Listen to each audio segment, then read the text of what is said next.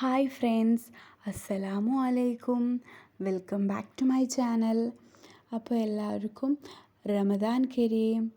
ഇന്ന് നമ്മൾ നോമ്പിന് സ്പെഷ്യലായിട്ട് ഉണ്ടാക്കാൻ പറ്റിയ നൈസ് പത്തിരിയുടെ റെസിപ്പിയാണ്. നല്ല സോഫ്റ്റ് ആയിട്ടുള്ള പത്തിരിയുടെ റെസിപ്പിയാണ്. ബീഫ് കറിയുടെ കൂടെ ചിക്കൻ കറിയുടെ കൂടെയൊക്കെ നമുക്ക് വായിലിട്ട അലിഞ്ഞു പോകുന്ന ഒരു പത്തിരിയുടെ റെസിപ്പിയാണ്. അപ്പോൾ അതെങ്ങനെ നമുക്ക് സിമ്പിളായിട്ട് ഉണ്ടാക്കാമെന്ന് നോക്കാം. അപ്പം ഞാനിവിടെ ഗ്യാസ് കത്തിച്ച് കൊടുക്കുന്നുണ്ട്. ഇനി ഒരു പാത്രം വെച്ചിട്ടുണ്ട്. ഒരു അത്യാവശ്യം വലുപ്പമുള്ള പാത്രം എടുക്കുകയാണെങ്കിൽ നമുക്ക് പൊടി കുഴയ്ക്കാൻ സുഖമായിരിക്കും. അപ്പോൾ 2 ഗ്ലാസ് വെള്ളമാണ് ഞാനിപ്പോൾ ചേർത്ത് കൊടുക്കുന്നത്.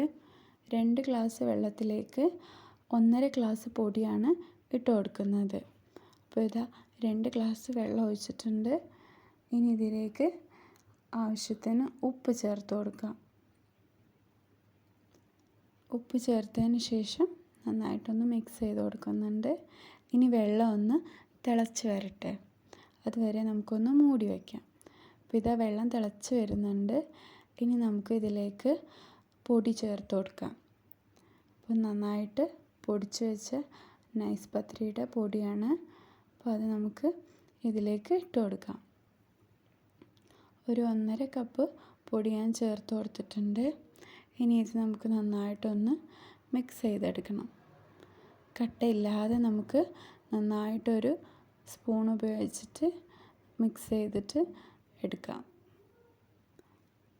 കട്ടകളൊക്കെ പോയിട്ട് നന്നായിട്ടൊന്ന് കുഴഞ്ഞ് വരണം. ആ വെള്ളമൊക്കെ ഒന്ന് വറ്റി വരുന്ന സ്റ്റേജ് ആകുമ്പോൾ നമുക്ക് തീ ചെറുതാക്കി വെച്ചിട്ട് ഒന്ന് കുറച്ച് സമയം വെച്ച് കൊടുക്കാം. അപ്പോൾ അത് നന്നായിട്ട് ഡ്രൈ ആയിട്ട് വരും. ഇനി നമുക്ക് പൊടി ഇതാ ഇവിടെ റെഡിയായി വന്നിട്ടുണ്ട്.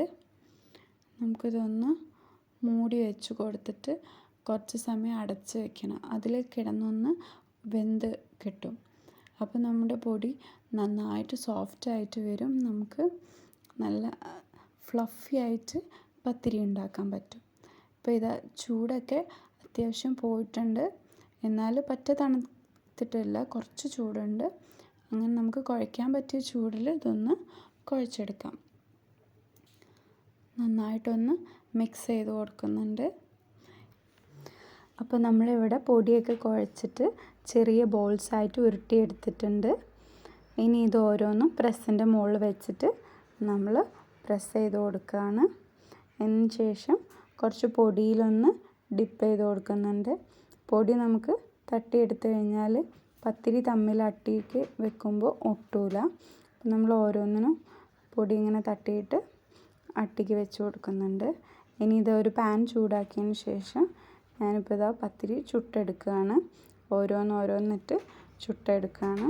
പെട്ടെന്ന് കുക്കായി കിട്ടും. നമ്മൾ നന്നായിട്ട് വാട്ടി കുറേ വേവിച്ചെടുത്തുകൊണ്ട് പെട്ടെന്ന് പൊന്തി വരും.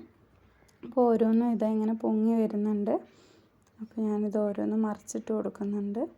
അപ്പോൾ ഓരോന്നും ചുട്ടെടുത്ത് കാസറോളിൽ അട്ടിക്ക് വെച്ച് കൊടുക്കുന്നുണ്ട്.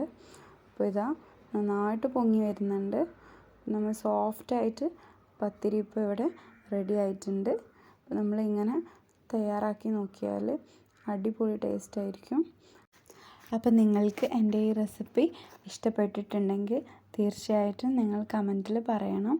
അഭിപ്രായങ്ങളും നിർദ്ദേശങ്ങളും ഒക്കെ പറയണം. സബ്സ്ക്രൈബ് ചെയ്ത് കാണുന്നവരുണ്ടെങ്കിൽ തീർച്ചയായിട്ടും സബ്സ്ക്രൈബ് ചെയ്യണം. അസ്സലാമു അലൈക്കും.